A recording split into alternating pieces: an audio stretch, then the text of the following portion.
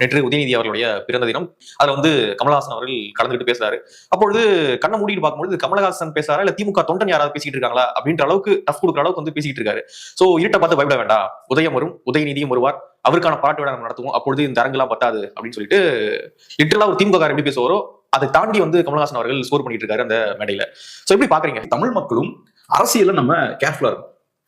கமல்ஹாசன் அவர்கள் செய்த அந்த விஷயம் இருக்கு பாருங்க, அது திருப்பி ரிப்பீட் ஆயிட்டு திரும்பவும் நம்ம ஏமாந்துடக்கூடாது. ஸோ கமல்ஹாசன் அவர்களை பார்க்கும் போதெல்லாம் உங்களுக்கு நடந்த விஷயங்கள் ஞாபகத்துக்கு வரணும். அப்படியே ரீவைண்ட் பண்ணி கொஞ்சம் பாருங்க, எந்த அளவுக்கு அவர் திமுக எதிர்த்து அரசியல் பண்ணார், திமுக காரங்க இவர் எதிர்த்து நல்லா பேசினாங்க, பிஜேபியோட பி டீம்னாங்க, அப்புறம் இவர் என்ன அவங்கள பார்த்து சொன்னாரு, அவங்க தான் பிஜேபியோட பி டீம் சொன்னாரு நினைக்கிறேன் இவரு. சோ இந்த மாதிரி மாத்தி எல்லாம் பேசிட்டு இருந்தாங்க, ரிமோட்டை வச்சு டிவியை உடைச்சாரு. சோ அப்படிலாம் திமுகவை எதிர்த்த ஒரு மனிதர் கொஞ்சம் ஸ்டோன் டவுன் ஆனா நமக்கு புரிஞ்சுக்க முடியுது. கம்ப்ளீட்டா இறங்கி போய் திமுக காரனை விட திமுக அதிகமா பாராட்டி பேசுறாருன்னா இது சம்திங் ஃபிஷி மங்கல, ஏதோ சில சிக்கல்கள் இந்த கதையில இருக்கு. சோ அதனால இதை நீங்க கேர்ஃபுல்லா பார்த்துக்கணும், இது மாதிரி திரும்பவும் நடந்துடக்கூடாது. சோ நீங்க திமுக எதிர்ப்புன்னு நம்பி அவருக்கு ஓட் போடுறீங்க, அவர் கம்ப்ளீட்டா திமுக எதிர்ப்பை தூக்கி போட்டுட்டு இந்த பக்கம் வந்து நிக்கிறாரு, திமுக ஓடே வந்து நிக்கிறார். சோ திரும்பவும் இது நடந்துடக்கூடாது, இது திரும்பவும் நடக்கிறதுக்கான வாய்ப்பு இருக்கு. இப்ப ஏறக்குறைய அதே மாதிரி ஸ்கிரிப்ட் இப்ப போய்கிட்டு இருக்கு தமிழ்நாட்டுல.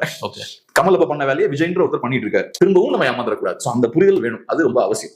இவங்க அரசியல் கரெக்டா ஒரு சூடு பிடிக்கக்கூடிய காலத்துல எலெக்ஷன் கிட்ட வரும்போது ஒரு கட்சி அப்படின்ற ஒரு விஷயத்தை ஆரம்பிக்கிறாங்க.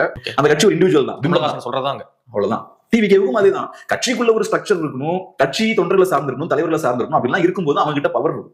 சோ இது ஒரு மாதிரி ஒரு ஷெல் கம்பெனி மாதிரி, ஒரு ஷெல் பார்ட்டி. இந்த பார்ட்டிஸ் வந்து சீரியஸான பொலிட்டிக்கல் பார்ட்டிஸே கிடையாது, இவங்க ஷெல் கம்பெனிஸ் மாதிரி தான் இருக்கு. இவங்களோட ரோல் என்னன்னா ஒரு 2 எலெக்ஷனுக்கு இவங்களை யூஸ் பண்ணி அதை தூக்கி போட்டுவாங்க. இவங்களோட தோற்றம் எங்க இருந்து வருதுன்னா, இன்னைக்கு அரசியல்வாதிகள் கையில ஏகப்பட்ட பணம் இருக்கு, அதனால இந்த மாதிரியான ஷெல் கம்பெனிஸ் மாதிரி ஷெல் பார்ட்டிஸ் உருவாகிறதுக்கான ஒரு சூழலும் தமிழ்நாட்டுல இருக்கு. உலகம் முழுக்க பாத்தீங்கன்னா சினிமா இண்டஸ்ட்ரியை பொலிட்டிஷியன்ஸ் பெரிய லெவலில் கண்ட்ரோல் பண்ணுவாங்க, அது எல்லா இடத்துலயுமே இருக்கும். இந்த சிஸ்டமோட பார்ட்டா இருக்கக்கூடிய ஒரு இண்டிவிஜுவல் நம்பி போறது பெரிய ரிஸ்க்.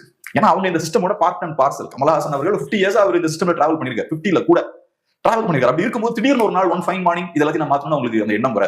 அதனால நான் எப்பவுமே சொல்றது ட்ராக் ரெக்கார்டை பாருங்க. ஒரு ட்ராக் ரெக்கார்டு எப்படி இருக்கு, நிஜமாவே ஸ்டார்டிங்ல இருந்து சண்டை போட்டு இருக்கானா, நிஜமாவே மக்கள் மேல அவனுக்கு அக்கறை இருக்கா, திடீர்னு ஒருத்தன் ஒரு 50 வயசுல எனக்கு அக்கறை வந்துருச்சு மக்கள் மேலன்னு வரானா, அதுவும் குறிப்பா அந்த சினிமா பேக்கேஜோட வராங்கன்னா அது சிக்கல் தான். ஆக்டர்ஸ் வந்து ஈஸியா அவங்கள ஸ்ட்ரிங்ஸை யூஸ் பண்ணி ஸ்ட்ரிங்ஸை புல் பண்ணி கண்ட்ரோல் பண்ணலாம். அதனால அவங்களை நம்பும்போது நம்ம ரொம்ப கவனமா இருக்கும். ஒவ்வொரு எலெக்ஷன்லயும் ஒவ்வொரு டிஸ்ட்ராக்ஷன் நம்ம சொசைட்டில இருக்கு. மக்கள் நல கூட்டணியால மக்களுக்கு எந்த பிரயோஜனமும் கிடையாது, அது ஒரு complete distraction, agenda driven distraction அது. ஸோ ஒவ்வொரு எலெக்ஷன்லயும் ஒவ்வொரு டைவர்ஷன், ஏதாவது ஒரு புதுசா ஒரு விஷயத்தை கிரியேட் பண்ணி ஒரு சென்சேஷனை கிரியேட் பண்ணி நிஜமான மாற்ற நோக்கி மக்கள் போகாம டைவர்ட் பண்றதுக்கு நிறைய விஷயங்கள் இருக்கு. 2016 நீங்க சொன்ன மாதிரி மக்கள் நல கூட்டணி, 2021 கமல்ஹாசன், இப்ப புதுசா இப்ப பெரிய பிளேயர் ஒருத்தர் இறங்கியிருக்காரு விஜய், இப்ப குணம் சார்ந்த விஷயம். சோ நீங்க அதை மாத்த முடியாது. இந்த கட்சிக்கு ஸ்டார்டிங்ல இருந்து அந்த கேரக்டர் இருக்கு, கிளியர் கட்டா டிஎம்கேயோட நலன்களை பாதுகாக்கக்கூடிய வேலையை தான் அவங்க பார்த்துட்டு இருக்காங்க.